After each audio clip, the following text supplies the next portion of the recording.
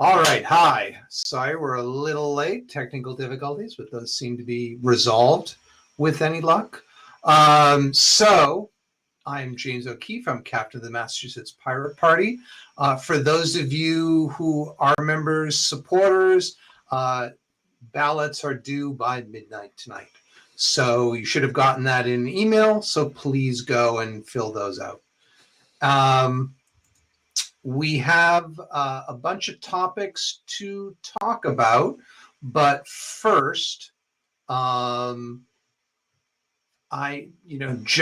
is on and Steve are on. Can you folks, I don't know, identify yourselves? Hi, I'm Joe from Lowell. Hi, I'm Steve. Excellent. So while I play with the performance settings, we wanted to, the first topic, which we'll start off with, is Wired magazine published a list, published a map of ShotSpotter microphone locations, perhaps 25. Yeah, it looks like details the alleged precise locations and uptime of 25,580 ShotSpotter microphones. And that includes places in Massachusetts from Pittsfield to Fall River, Springfield to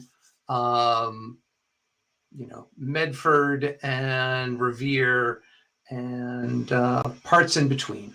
So that was nice. Apparently the locations are maybe not the exact locations, but more like there's a microphone in this census district or something like that. So if you'd like to help us in finding, using this map to find the actual locations, by all means, send us an email. We'd love to help.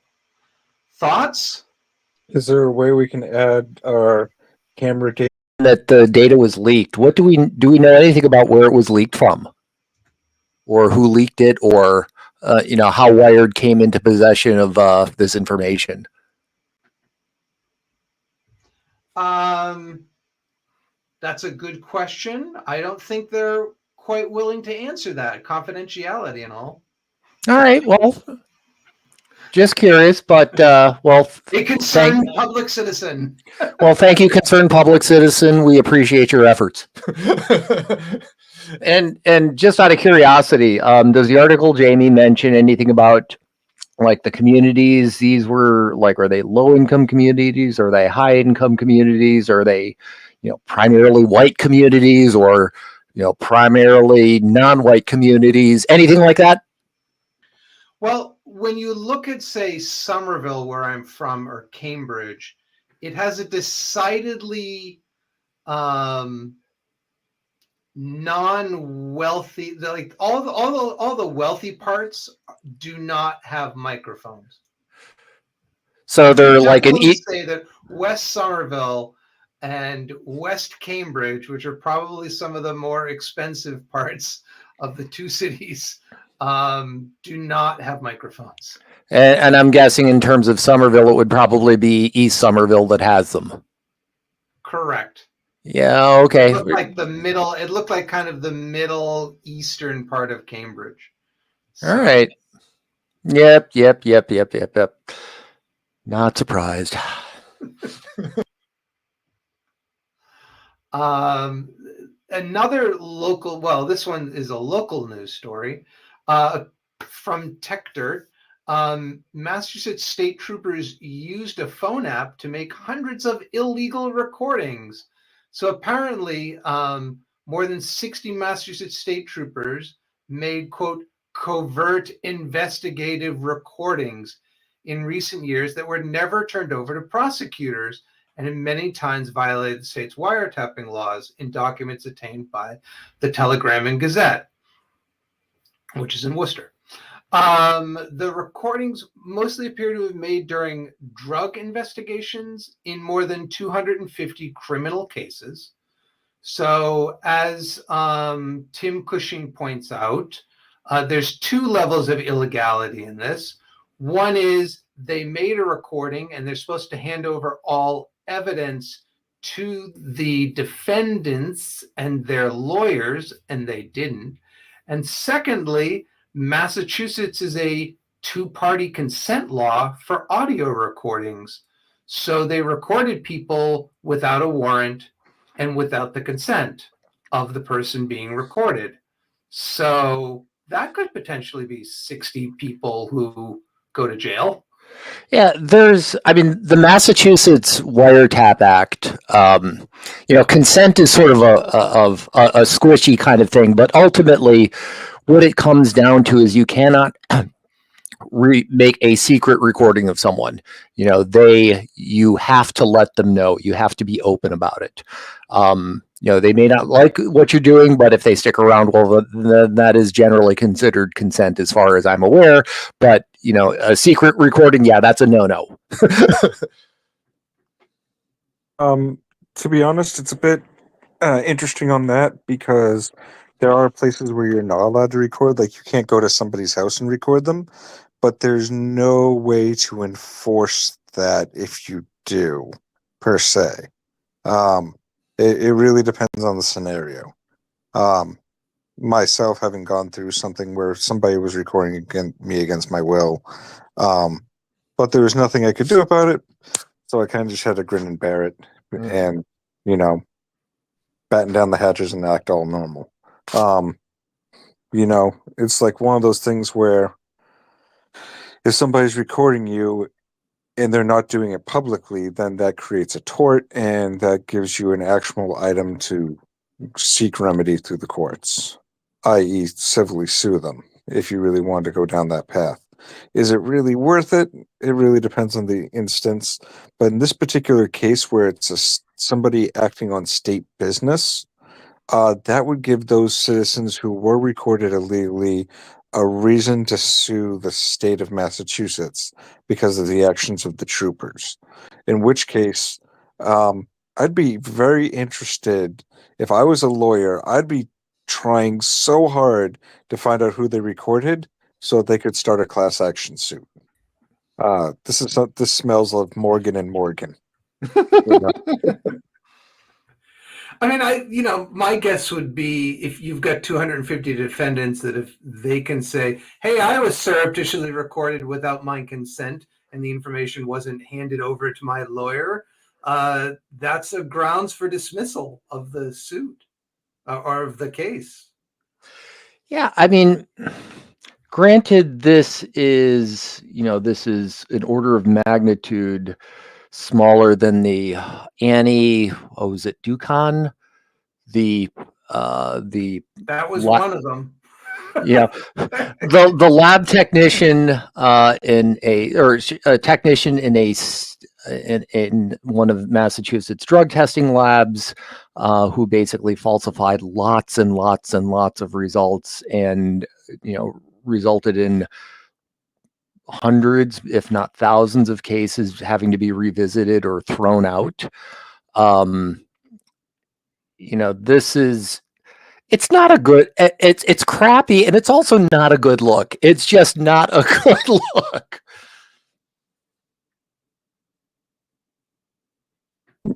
As far as I know, no one knows who they were recording. Do you? And it wasn't listed. Or has it become public knowledge who they were recording? No, I don't think it's become public knowledge. I mean, certainly the Telegram and Gazette. Let's see. So, I mean, they obtained documents about it, so they didn't obtain the recordings. But no doubt there will be an investigation, and there will be pressure to throw those cases out. I mean, as far as I understand, it is a good old boys club. So, I'm sure a lot of that Let's see. Who are we going to have investigate it? More cops. So I doubt that's going to go anywhere. Oh, I mean, it's 250 cases. I can't see them putting that under the rug, but you never know. It certainly took them years to deal with Annie Ducon and the other case that was there, unfortunately. Um, because we've had at least 2 cases of drug lab falsification of evidence. So, it did take them a while to resolve them. I'm not completely sure. My guess is they haven't totally resolved it. But Joe, you had another thing, speaking of drugs, from out west. Yes. So the whole drug reform has been something at the forefront of what we've been talking about, what we've been doing for quite a while now. And so we've made some forward progress, and essentially the forward progress is instead of going and just trying to throw people who are addicted to drugs into a prison, one of the things that we've really been able to turn around is the ability to realize that, hey, addiction is a disease. Generally, underlying mental issues push somebody to want to, as psychologists like to call it, self-medication. And a lot of the times people who go out, find street drugs, and take those in order to try and deal with what would be a greater problem. A lot of it's depression, some of it's schizophrenia, etc. And so they go out and use those drugs. And so a lot of the programs that we have been pushing, but a lot of people who are more progressive push are drug rehab programs and mental health programs and things of that nature. And so one of the things that's happening in Oregon is Democrats and Republicans are trying to reform the reforms, basically repeal them.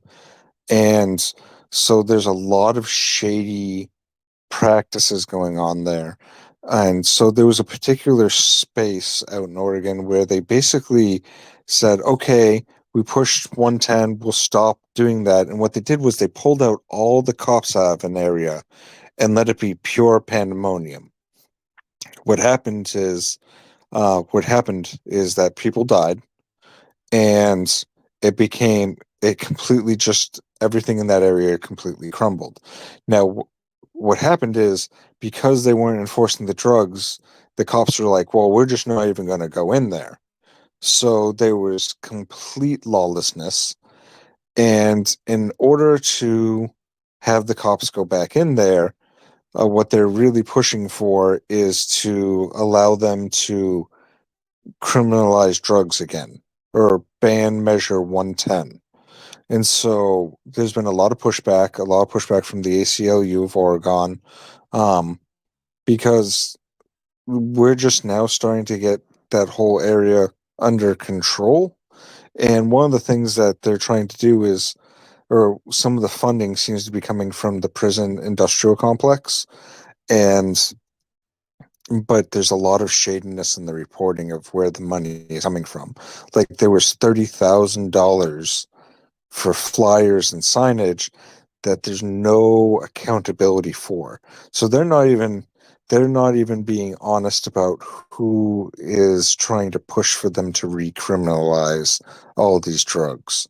And so right now, even though this is more of a national issue, if they can do that there, then they can do that anywhere. So it's really one of those things where we kind of have to stand together, united, to stop them from really taking steps back. So what they want to do is start throwing people back in prison, start throwing their undesirables, and really just try and, instead of addressing what is the core of the problem, just put a band-aid over it and lock you up. So, Jim, and what are your thoughts on this? It's sort of funny. I think pretty much everything that one could need to know about the war on drugs, we've already learned from the war on prohibition. And just like to bring back a little bit of history, the prohibition was a constitutional amendment adopted in, I guess, the 1920s that prohibited the transportation, sale, or manufacture of alcohol. This led rise to a tremendous amount of organized crime because, the fact that we made, the manufacture, transportation, or sale of alcohol, unconstitutional. People like beer, people like wine, et cetera, et cetera. And, now it's didn't change people's behavior in the sense that, they still have a drink and it just, the stuff gets produced, moved around, and sold in different ways. And eventually this, that particular amendment is the only constitutional amendment that was repealed. The doing essentially the same thing to prevent, drug use, whatever. Whether people are just doing stuff recreationally or doing things through addiction or whatever the reasons are, it's basically the same result. And although it seemed to me, I've always felt like this is something that we really should have learned our lesson from. It's pretty, it's depressingly apparent how we have not.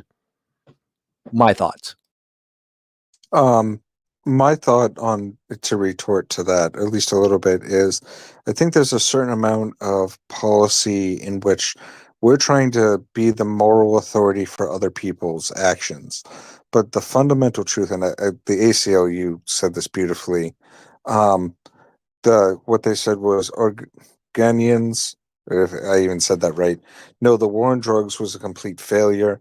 That's why we voted overwhelmingly for Measure 110 to address drug addiction as a health issue and by forcing on addiction treatment instead of punishing people for being addicted.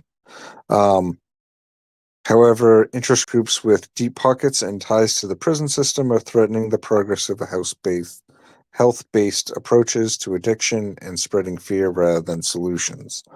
I think they said that beautifully, but I think a big part of it too is trying to be the moral authority for how other people should live. It's like when someone tells me that they don't want me to call them by the very wonderful and colorful names, and it's like they're trying to tell me what comes out of my mouth. It ain't gonna happen. I'm gonna call you whatever the hell I want to call you in the moment. No matter what is going to happen, I'm gonna say it. And it really falls down to people telling you what you should and should not do.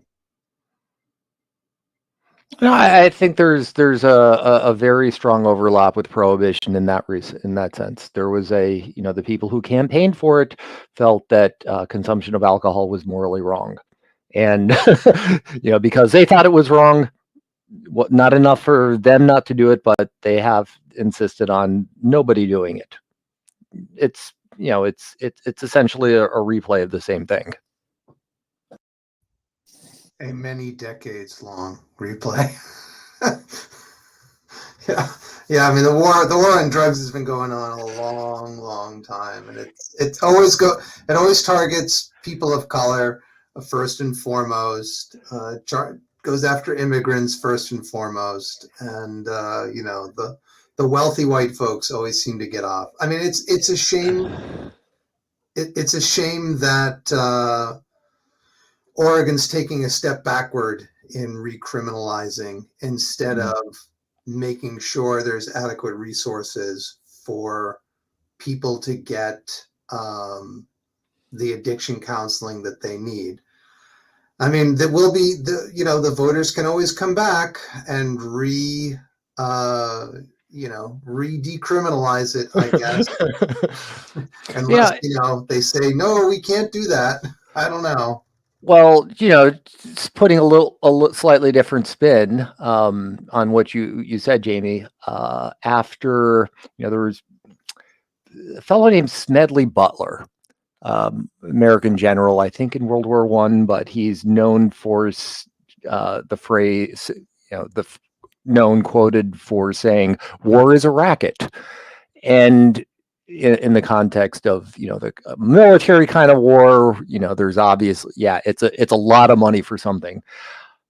The war on drugs, it's kind of the same deal. You got different actors, you got different people making money, but it's it's a combination of oppressing part of a society while enriching part some other part. Well, that, and it really speaks to free will as well. And I don't remember who said this, but free will is a son of a bitch. So. And with that, I just want to remind you that March 5th is the presidential primary in Massachusetts. And as a pirate voter, you can vote in any primary. As I like to say, we are unenrolled plus plus. So, or double plus unenrolled or something. Anyways, depending upon whether you have a programming or a 1984 reference. So we're like unenrolled, but better. But better. Well, we're pirates. So. And so we are also seeking people to be candidates. We have training that you can take a look at. As well as, we're here to talk with you about how to get your campaign structured and how to succeed at however you want to structure your campaign, whether that's just getting on the ballot and sitting back, or whether that's doing a whole hog campaign of door knocking and voter identification and get out the vote efforts.